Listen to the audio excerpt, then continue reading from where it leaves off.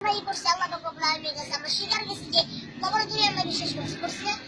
আল্লাহ পাক রব্বুল আলামিন আমরা কালিমা পড়ছি ইমানের কসম আইনা দুনিয়ায় আমরা প্রথমে ইমান আনলাম আল্লাহ তাআলার উপর ওয়ালাইকাতিহি দ্বিতীয়ত ইমান আনলাম তার কিতাব সমূহের উপর ওয়া রাসূলিহি তৃতীয়ত ইমান আনলাম তার রাসূলগণের উপর আর বছরও হবে না তো কমে হবে তাও ওয়াল ইয়াউমিল আখির চতুর্থ ইমান আনলাম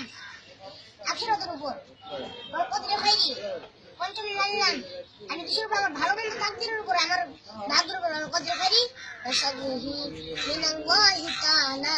ওয়াল বা'সি বাদাল মাউত আমি ইমান আনলাম ওই জিনিসের উপর যে আমি কিয়ামতের দিন যখন আমি কবরে চলে যাব তখন আমাকে আবার পুনরায় জীবিত করা হবে এবং এই কিয়ামতের যখন আমরা কবরে চলে যাব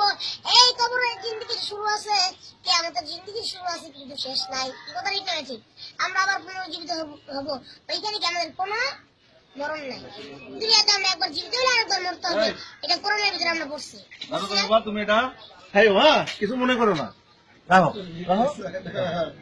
আমরা কোরআনের ভিতরে তো পড়ছি যে কুল্লু নাফসিন যায়িকাতুল মাউত আমরা কি করছি যে ব্যক্তি দুনিয়ার ভিতরে জন্ম স্বাদ গ্রহণ করলো তাকে নিশ্চয়ই মৃত্যুর স্বাদ গ্রহণ করতে হবে এটা তো আমরা শুনছি না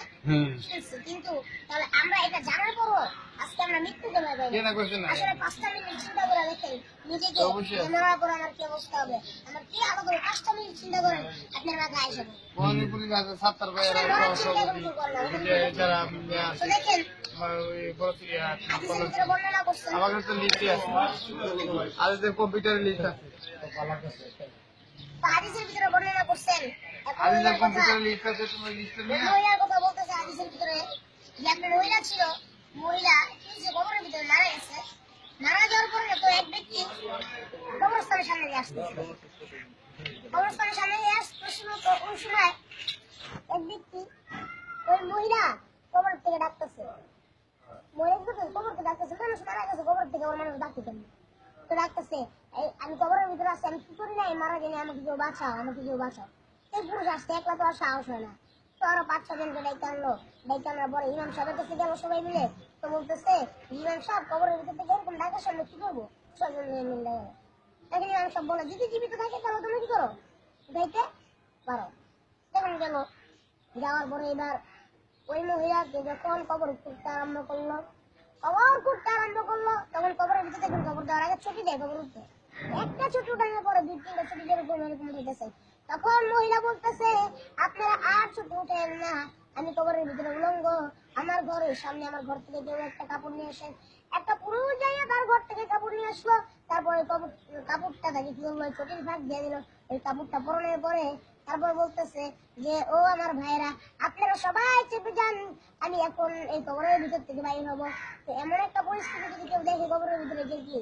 সাহস করবে সামনে দিতে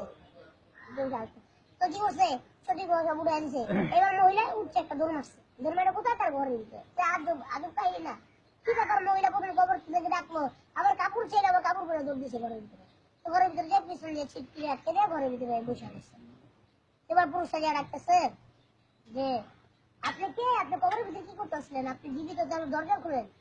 এবার ওই মহিলা বলতেছে যে যেই পুরুষ আমার শরীর দেখবে বা যেই পুরুষ আমার চেহারা দেখবে সে কি আর বাঁচতে পারবে না কি করবে না বাঁচতে পারবে না মানে তার